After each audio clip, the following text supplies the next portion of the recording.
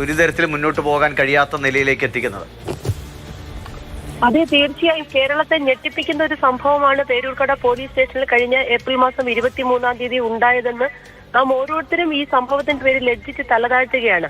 നമ്മുടെ പോലീസ് ഇത്രയും പ്രാകൃതമായ രീതിയിലേക്ക് കുറ്റാന്വേഷണത്തെ കൊണ്ടുപോകുന്നത് ഏത് വ്യവസ്ഥയുടെ അടിസ്ഥാനത്തിലാണെന്ന് മനസ്സിലാകുന്നില്ല.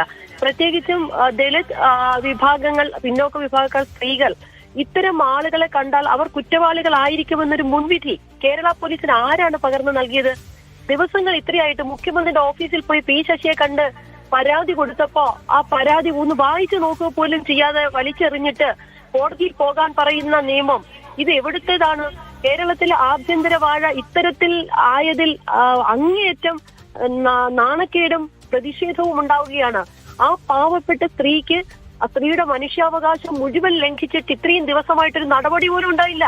പോലീസ് അവരെ അപമാനിച്ച്, അവരെ ആക്ഷേപിച്ച, അവർക്ക് ഒരു തുള്ളി വെള്ളം കൊടുക്കാതെ ടോയ്ലറ്റിൽ പോയി വെള്ളം കുടിക്കാൻ പറഞ്ഞ ആള് സർവീസിൽ തുടരാൻ അർഹനാണോ?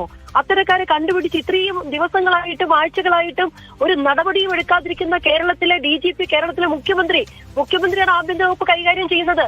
CPM ഗുണ്ടകൾ ചെയ്യുന്ന എല്ലാ ആക്രമണങ്ങളെയും വെല്ലപേശുക മാത്രമാണ് കേരള പോലീസിന്റെ ദൗത്യം എന്ന നിലയിലേക്ക് ഭരണം തരം താഴ്ന്നിരിക്കുകയാണ്.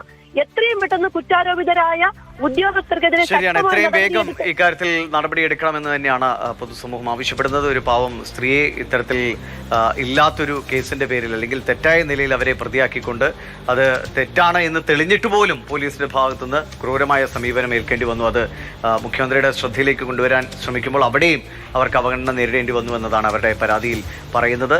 പോലീസിന് ഈ നടപടിക്കെതിരെ ശക്തമായ പ്രതിഷേധവും നടപടികളും ഉണ്ടാകുമെന്നാണ് ഇപ്പോൾ മനസ്സിലാക്കുന്നത്.